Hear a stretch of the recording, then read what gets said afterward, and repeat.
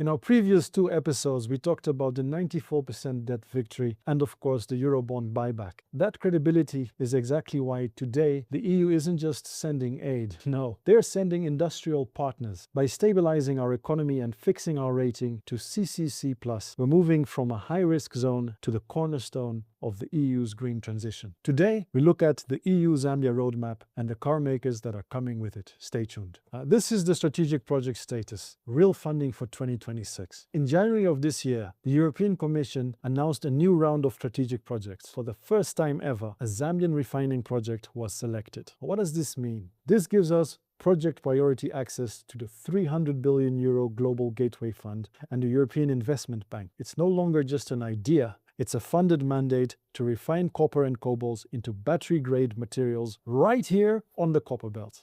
Here's where it gets even more interesting, because the electric vehicle market is attracting the European giants to Zambia as well. Let me tell you about the car maker connection. Remember our episode on the Zambia DRC battery precursor facility? Well, that is the honey that attracts the bees. Let me tell you about the logic. You see, European car makers like Volkswagen and BMW are legally required by the EU's Critical Raw Materials Act to diversify their supply away from China. Because it is 40% cheaper to build battery precursors in Zambia than in Europe, and because we now have the digital fiber optic backbone connecting our mines to the Atlantic, we are the most logical place for their next assembly line. So we're back at the chess game metaphor, because we're looking at our positive neutrality as a Zambian country, and therefore we're playing the global field. You see, we're doing a precarious balancing act. Zambia is practicing positive neutrality. As of February 2026, we're the first African nation to accept Chinese yuan for mining taxes, while simultaneously using EU standards to ensure our copper is green certified for the Western market. So what is the result because of this? Well, we are the only country in the region where a miner can export to the East and the West with equal efficiency. We aren't picking sides, we're picking